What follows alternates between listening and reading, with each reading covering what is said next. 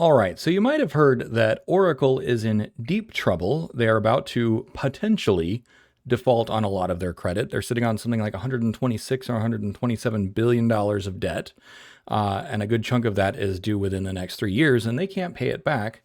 And that is important because they are one of the primary financiers of OpenAI, one of the primary groups that was behind Stargate, which, I don't know about you, but I haven't heard much about Stargate lately.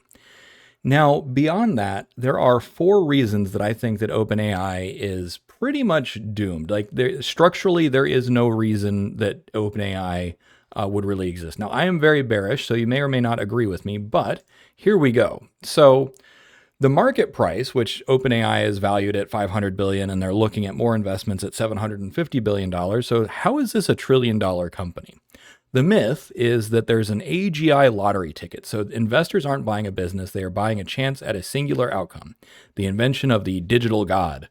A valuation of over 500 billion implies that OpenAI has already won the future. However, there are four primary failing pillars that I personally see as to why this valuation is ridiculous, and the real world doesn't work this way. So number one, moat. There is no moat for AI. Everyone else from Google to Microsoft to DeepSeek, everyone has proven that there's no secret sauce to AI. And in fact, when you look at the fact that Gemini 3 has surpassed ChatGPT across most benchmarks, when you look at the fact that there are better video generators and better image generators out there, OpenAI doesn't really have a technological moat. It doesn't exist. Next thing is they don't have a solid ecosystem. Google and Apple and Microsoft, they all have, smartphones and business software and stuff. OpenAI is a one-trick pony. They sell tokens. That's it. They sell AI tokens. The next is the business model. So their business model is to extend that idea of they just sell tokens. They're basically selling a commoditized utility. And we'll get into that in just a minute. But when Sam Altman said intelligence too cheap to meter, the metering is the only thing that gets them revenue. So there's kind of a catch-22 there. And then number four, financing. The numbers just don't make sense because they make something like, I don't know, $20 billion a year or something like that. But they cost $100 billion a year to run or whatever it happens to be. It's insane, the numbers. And so there's no real path to profitability. So what is it that the investors are buying? They hope that they're buying a seat at the table if they achieve AGI. They want a slice of that intellectual property. But that intellectual property is vaporware. It doesn't exist. So next, then when we say like, what is going on? When I say that AI is a commodity, this is what we mean. In 2023, GPT-4, the original ChatGPT was magic. They were out there. They were out in front. Nobody had any competitor. There was Bard, right? Which the joke in the community was that Bard was an acronym that meant before all revenue declines. They pivoted Bard. They created Gemini. Gemini has now not only reached parity with GPT, it has surpassed it. Claude long passed GPT in terms of coding potential. So key point number one, model parity. There is no moat. Key point number two, open source pressure. From Llama, from DeepSeek, from all of those other sources, we can see that this is becoming more and more of a commodity. And one of the most interesting facts out there is that enterprises are mostly building on Llama and Mistral 70 billion parameter models. Why? Because they own it. They own it outright. It runs on their servers, their data, their stack. They can fine tune it. They can change it. And no other company is going to change it out from underneath them. So we're already moving towards where instead of treating these things like bespoke vendor, API driven things, they're being treated like interpreters. They're being treated like Linux and Python. So that's kind of where we're at.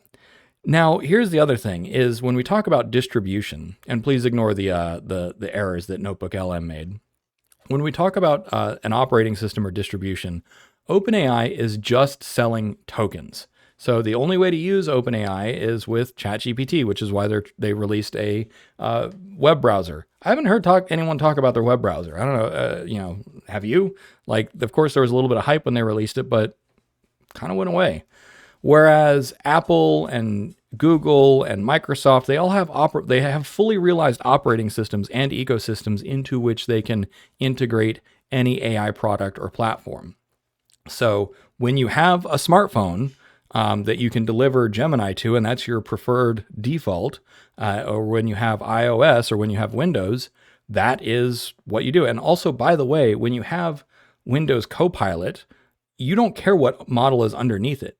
For as far as Microsoft is concerned, they can just say, you know what, if we can't afford GPT or if they go away, who cares? There's any number of other models to pick from. So that's where OpenAI, and by the way, this would probably apply to Anthropic as well, although Anthropic is in bed with AWS, so they might suffer the same fate. Time will tell. But this video is about OpenAI. Now, the metaphor here is that they're selling electricity. So essentially, they are a utility company. And a utility company sells just one thing. They sell electricity, they sell water, they sell propane gas, or that sort of thing. OpenAI is essentially an electric utility. They spend billions on power plants, or data centers, to sell electricity, which is tokens. History shows that utilities are low-margin, capital-intensive businesses, not high-margin tech monopolies. Zero switching costs. So this is what I was just talking about. Without an ecosystem lock-in like Apple's walled garden, churn is a constant threat. Users and developers can switch to a cheaper or smarter model instantly. It's all APIs. So model arbitrage is a thing, right? You have model routing where you can pick Claude, you can pick Gemini, you can pick Grok, whatever, it doesn't matter. If it's got an API, which all of these have an API by default, then that's where you go. So the CapEx, the data centers and chips and everything, and also the training runs, super, super expensive. The path to profitability, not very good. Now, the financial structure works only if growth is exponential forever. So here you have here's the cycle that Sam Altman has been going through. Number one, promise AGI to raise money, spend money on massive compute to pursue AGI, incur massive fixed costs and debt, need to show growth to service debt, which requires promising more AGI.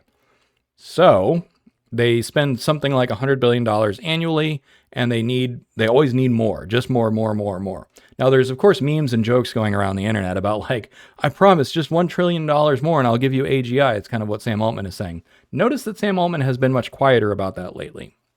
So they already have commitments of over $1 trillion for chips and compute, relying on partners like Oracle and CoreWeave, and they have no way of paying it back. Like, I'm sorry, like, unless they sell everything for parts, like, just selling tokens will not get them there. And the reason is because of that too cheap to meter, which we'll talk about. So anyways, the end game is not the singularity for OpenAI. It is a corporate restructuring. So first, these are kind of the three possibilities that I see. And it could be all of them. I don't know which one is like the most likely. These all seem bad and they all seem equally likely, which is not good for Sam and OpenAI. So number one, the intellectual property strip mine. Microsoft leverages its perpetual license to extract the IP, aka the milk from the cow, without buying the debt-laden company. OpenAI becomes a zombie R&D lab. Number two, another possibility is a WeWork-style implosion. Flattening revenue growth triggers a default on purchase commitments. Creditors, such as Oracle, force a breakup selling the assets for parts. Basically, they're going to claw back whatever they can get. And then number three, the IPO exit scam, a last-ditch effort to hype GPT-6 and unload equity onto public markets before the flawed unit economics are fully exposed. Now, notice that they're already teasing an IPO. They're like, oh, we're going to have an IPO at $1 trillion. You know, it's like, okay, sure. But what are you actually buying? The unit economics do not make sense for this. And what we mean by unit economics is what they're fundamentally selling is tokens. Well, one token costs a millionth of a penny or a billionth of a penny now. So that means they have to sell quadrillions of tokens to really even turn a profit. So that's really not going to happen. Like I just do not see that happening with their current business model. The rot goes to the top. So the mismatch. Sam Altman is a startup bro. He's playing at being an inventor, you know, with Sora hardware like the iPin and that sort of things, which, by the way, whatever happened to their hardware and their robots that they stopped talking about? What the company really needs is a logistics and scaling expert like Satya Nadella or Tim Cook. Sam Altman ain't that. Like, I'm sorry, like he's a really sharp guy, but he just does not have the experience of really scaling something.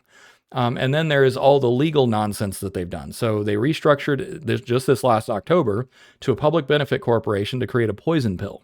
Now, this poison pill is a nonprofit OpenAI Foundation holds controlling voting rights, whereas investors like Microsoft have a 27% stake. They have economic rights, but no governance rights. So Sam Altman has built himself a fiefdom.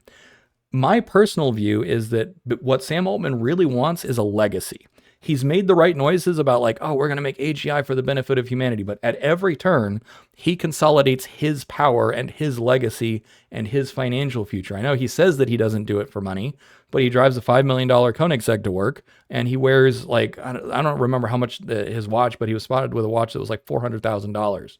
So it's like, that is very, very conspicuous consumption. And so anyone who says that they don't do it for money, but then does that, like, actions speak way, way louder than words.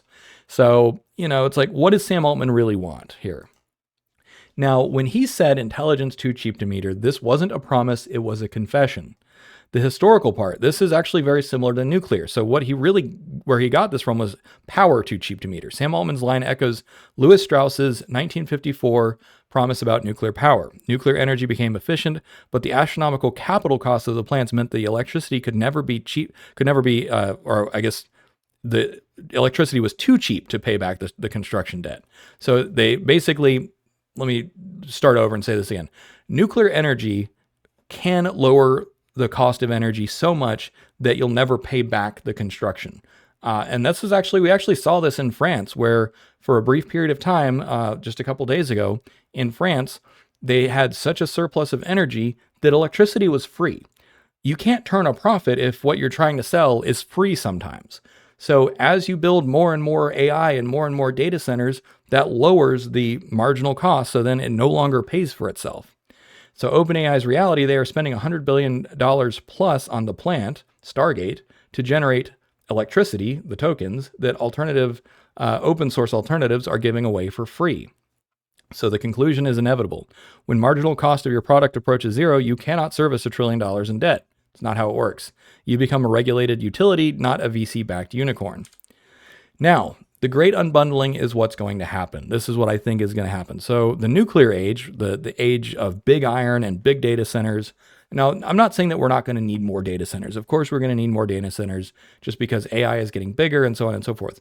What the market needs, is very different from what the economics of the business and startup world will deliver. So the nuclear age ends this year. Centralized massive data center clusters such as Stargate, huge CapEx, winner-take-all dynamics, and venture funded. What we're moving into is the solar age. So this is decentralized. AI runs locally on phones, cars, laptops, such as neural processing units, tensor processing units, and ASICs. So ASICs is an application-specific integrated circuit. So these are low marginal cost, commoditized, embedded in hardware. Again, we're seeing 70 billion parameter models being able to do a lot of what people want to do, and those models are also getting better. So that's the way of the future. Now, yes, there will always be a need for gigantic frontier models, and those models will then be used to train and distill smaller models that are faster and those sorts of things. But really, we're moving away from the nuclear age where and lots of people have pointed out the economics of AI just doesn't make sense. That is when you look at it from strictly the supply side. On the demand side, we all want more AI. The optimal amount of AI for the rest of humanity is a lot more than what we've got. We need smarter AI, we need faster AI, we need cheaper AI. But what we're talking about, that's the demand side. What we're talking about is the supply side, which is we ain't going to do it with nuclear power. We're going to do it with a solar model. And this is having talked to tech companies. I talked to Qualcomm like back in 2023. And they told me even back then, they said, this is going to be commoditized. It's going to be running on the edge. It's just a matter of time for the chips to catch up and the specialized ASICs to catch up and for the models to get efficient enough. This has been a foregone conclusion in the industry. So in the solar age, value moves from the power plant to the grid and the appliances. So who actually wins? Who has the stronger business model in this future? So number one is the solar panel makers, or the hardware. So NVIDIA, TSMC, Qualcomm, Apple, they sell the chips, right? The NPUs, the chips, the GPUs, and those sorts of things. Apple's moat deepens as they control the best local solar plant, the iPhone, and their ecosystem. I don't fully agree with that, but that's an interesting idea. Certainly, they have a durable fan base. Let's say. I mean, Android is nothing to shake a stick at it as well. But anyways, for the people for whom AI just makes their product better, that they already have a product and already have a service, they're going to be fine. Number two, the grid, or in this case, the cloud. So AWS, Azure, Google, Oracle has their own private cloud, although it's one of the smaller ones. They become the utility grid for heavy industry selling managed Llama hosting instead of proprietary models. A profitable high volume landlord business, basically rent. You have a good enough GPU, you have a good enough open source model, you sell that, and you like it's a money printing machine. The average ROI of I think the latest NVIDIA GPUs is they print about $13,000 a year. So it takes them about 2.5, 3 years to pay themselves off. Now, of course, you do have to worry about obsolescence, but just because there's newer, faster GPUs doesn't mean that your GPU is immediately useless, but also you get to depreciate it. You get to amortize that CapEx. So it doesn't matter either way. The other thing that wins is the electricians. So these are the services. Accenture, Palantir, Deloitte. They do the high billable hour work of wiring the commodity AI into the enterprise databases and workflows. This is what I'm doing on the consulting side. So refactoring businesses around these new affordances is non-trivial. And non-trivial is Silicon Valley tech bro for pretty damn hard. And it's not obvious how to do it. And then finally, the appliance makers, the verticals. So Harvey, such as Law, Isomorphic, Bio, they use the free electricity to power their specialized toasters. In other words, when you have another service that you're providing the rest of the world, whether it's biotech, whether it's law, whether it's research, whatever it happens to be, it's free real estate, it's free money. If intelligence was a bottleneck to your business model, it is no longer a bottleneck to your business model. So they're all the winners. Guess who's not one of the winners? The one generating the power or just generating the raw tokens. They're not going to win. So OpenAI, their fate is pretty much sealed as far as I'm concerned. So OpenAI sold the first batch of cement. The value accrues to the architects and the homeowners. OpenAI's fate, it doesn't disappear. It becomes a specialized backend provider. I would even say backend researcher at best. The intel inside it becomes the intel inside of an earlier era, an invisible low-margin component in a much larger system. The new landscape from centralized to edge. Intelligence moves from a distant cloud to the device in your hand or your laptop or your desktop or your gaming console. Also your car and eventually your television and wherever else. From general to vertical, value shifts from do anything chatbots to specialized agents that solve specific business problems. And it's not even going to be agents. It's going to be integrated into the kernel of your operating system. So you're going to have on-demand interfaces and on-demand software. Call that an agent if you want, but we're going to have an AI-centric operating system before too long. And then from scarcity to ubiquity, AI stops being a destination and becomes a standard, invisible, cheap layer of the tech stack like SQL or HTTPS or TCP/IP. It's going to sink into the background just like the CPU, just like the OS kernel has. It's going to be standardized. So with all that being said, that is my take on what OpenAI's fate is. Agree or disagree, you might think that like I'm sounding like a doomer or whatever. And, this is why I wanted to make this video and clarify, like, I still don't think that AI is a bubble. I do think that OpenAI is in trouble. But when you look at the difference between a classic bubble or like a tulip craze, is tulips had no intrinsic value of their own. GPUs have a tremendous amount of value. The difference is between sold out and fire sale. When you have a bubble, you have what's called a fire sale, which basically means we have to get rid of everything at a deep discount to cut bait and cut our losses. What we're still at right now is sold out. The GPUs are sold out. We run out of tokens and messages for Claude. We have so much unmet demand in the world for AI. The demand side is not the issue. The entire issue is supply side. And so that's kind of my take. And of course, the market will work it out in the long run, but it's just a matter of who survives.